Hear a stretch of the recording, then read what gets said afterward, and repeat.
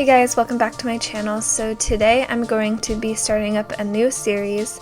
A lot of you have been asking how I do my watercolor paintings and if I can do tutorials for you guys. And so I'm going to start up a new series where I kind of teach you a couple different ways to paint certain things that I think you guys might like to put in your bullet journal. Today I decided to do a forest theme where I'm painting trees, landscapes, and other plants you might find in the forest. So let's get started. I'm using the Kansan XL watercolor pad, and you want to make sure that you're painting on the rougher side of the pages. For paints, I'm using my Utrecht watercolor tubes, and then I'm getting out my smallest brushes I can find out of my collection, and then a couple small to medium ones. Then you just need a small bowl to hold some water that we're going to dip our paintbrushes in, and we're all set. So I'm going to take the smallest brush that I own and I'm going to paint a couple forest trees. I'm going to start out with the trunks, and then I mix together a blue-green color for the branches. You want to start very thin at the top of the tree. I'm going in with a very light hand, and you want to have your brush angled the way I have it right now, so that the branches go outward. You don't want to think too much about how perfect you're making it. The beauty about trees is that they're not symmetrical most of the time, and they kind of just go wherever they want to go. So that's what makes it easy to make trees like this. You don't need it to be perfect. There's also a ton more ways to make trees. Here's just a couple of them with washes or the branches facing down. However you want to do them, it's totally okay. And then you can just add some more color in, and that's it for my 4 little trees. The next thing I'm going to be showing you guys is how to watercolor a kind of mountain forest landscape. I'm going to be starting out by painting my mountain range, and I'm going in with a very, very light wash of blue. You want to make sure when you're watercoloring that the lightest color goes first. So you want to start out with a very light wash and then build up depth as you go by adding more ink. And the more water you put in, the lighter it gets. So if you want to make it darker, you just add more watercolor. To add more depth and to add the ridges of the mountain, I'm just taking that same color but less water, and I'm doing some shadowing. Adding this depth, I think, makes the mountain really stand out. And it doesn't need to be perfect. If you want it to be more like true to a mountain's ridges, then you can totally look up a picture. But I just kind of do it where I think it should look, and it turns out okay most of the time. So now I'm going to be doing the forest trees, and you want to make sure that these are darker than your background. Generally, you want your background to be a lighter wash than your foreground, and this is what makes the foreground look more pronounced, and you want it to be a little bit darker too. So that's what I'm doing with these trees. And then at the bottom of the trees, I wanted to make it kind of look a little foggy, misty. To do this, I'm going in with a paintbrush with just water on it, and I'm bringing the color downward. And you want to do this when the trees are still not fully dry, and this allows the color to run more easily with the water and to bring it down. And now I'm just going in again on top while I'm waiting for my trees to dry. And that's pretty much it for my background. For the foreground, I wanted to add a little meadow at the bottom, so I'm going in and adding some blades of grass. By the way, if you don't have as steady of a hand and you're worried about going outside of the lines of the circle, there's masking glue you can use, and it just masks the outside and you can peel it off at the end. That way you'll be able to focus more on what you're painting and not staying inside the lines. And now I'm just taking my Dr. P.H. Martin's Bleed Proof White paint, and I'm going to add some flowers to my meadow. I'm just doing tiny little dots for the flowers, and then I'm going to add some snow to the mountains by focusing the white at the peak of the mountain. And yeah, that's pretty much it for this tiny little mountain landscape. And next I'm going to be showing you guys how to do some antlers, some deer antlers. First I'm just drawing them out, and they don't need to be perfectly symmetrical, but just do as best as you can. Now I'm going to be going in with a very, very light wash of a tan color, and this is just going to be the base, and then I'm going to build up depth as I go.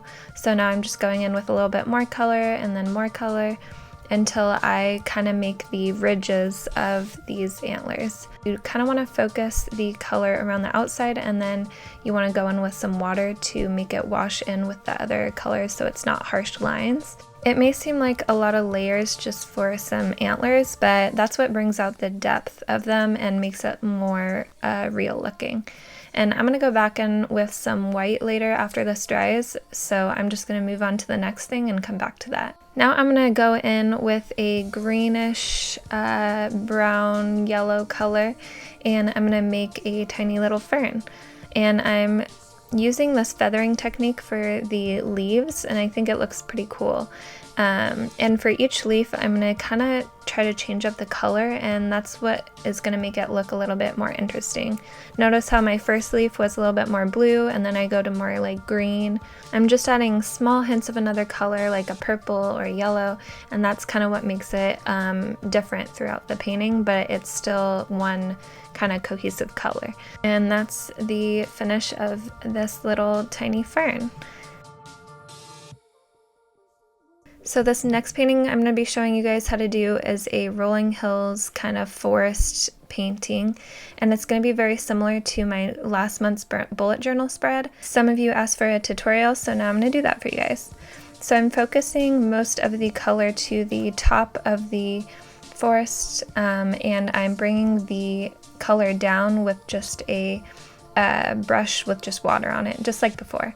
And I'm going to let each layer dry and then come back and do another layer. I go in doing a general outline of the tree first, and then later I come back in and actually paint in the branches and make it look more like trees. And I want to make sure that I do the wash effect first so that the color is not dried by the time I get there. And now I'm going in with a small brush just to do the features of the trees. One of the big things you have to do for this kind of painting is just be patient, let each layer dry fully, and then come back to it. So I'm just going to go back to another painting, my antler painting, and I'm just going to add a little bit more details to those, and then once that layer is dry, I'll come back to it. And I would say patience is definitely one of the best things that you can have while watercoloring. A lot of the time you might get too impatient and go in and try to do another layer, and then it kind of just turns out like a blob. So I would say that is definitely one of the things that I would highly suggest you think about when doing watercoloring. So now I'm just doing the wash effect again, and I'm adding more branches, and I'm making this layer a little bit darker than the last and gradually working up to the foreground. And this is, I think, the last layer that I'll be doing of the trees, and I'm going to make this the darkest out of all of them. And I wanted to go in with kind of like a teal, green, mostly blue color, and then bring that color down. Just a side note, if you feel like you've messed up or anything and you want to get rid of something that you may have painted, all you have to do is try to take a clean brush with just water on it and kind of erase it. And watercoloring is definitely more forgiving than a lot of other painting mediums, so I would definitely try that first before just throwing out or giving up on a painting. Now I'm going to be showing you guys how to do kind of like a branchy, foresty wreath. And this is my first time doing a foresty wreath like this. I've only done like kind of more floral wreaths before, so I'm kind of learning as I go here. So first I'm just doing a couple branches on either side, and you want to use a circle template just to get it into a perfect circle like this. And then I'm going in with a kind of greenish yellow color, and I'm going to start out light, and I'm going to add these cute little ferns and leaves. Instead of adding flowers, I'm just adding a lot of branches and a lot of green leaves, and yeah, that's how it came out.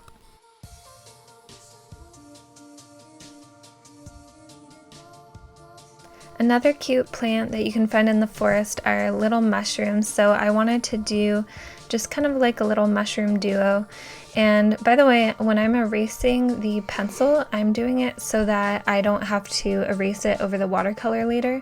I'm just making it a lot lighter than what I went in with.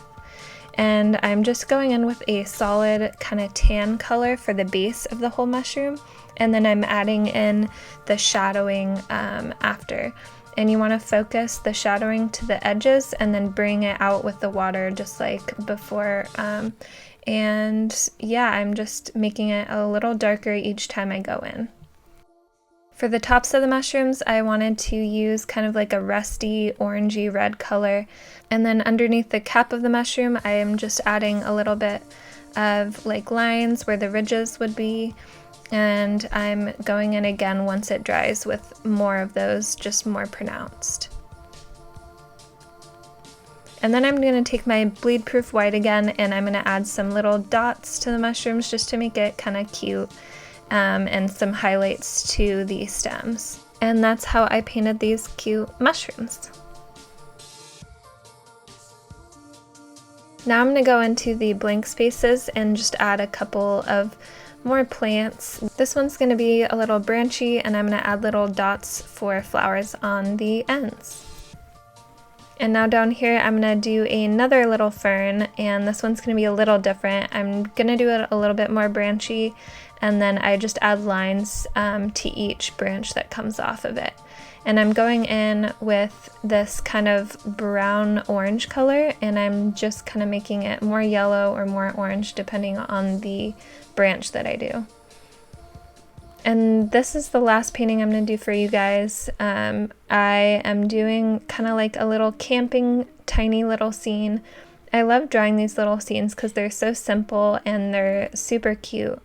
So yeah, I'm just going to go in and do the trees first. Also, the whole time I've been doing these paintings, I haven't changed the water that I'm using. And the reason for this is to bring all of these paintings kind of together. And to do that, you kind of have to use the same kind of color scheme. Using clean water would kind of clear the palette, but using the water that we've used for all these other ones, it kind of makes it a little bit more cohesive in the coloring. And yeah, that's the end of my painting tutorial for you guys. I hope you guys enjoyed it. I actually turned these little paintings into sticker collection in my Etsy shop, so check that out if you're interested. And if you end up painting these for yourself, you should tag me on Instagram in any photos that you did of it. Let me know in the comments below if you guys liked this kind of video, and if you do, let me know what my next theme should be. So yeah, subscribe if you want to see more, and I hope to see you guys next time.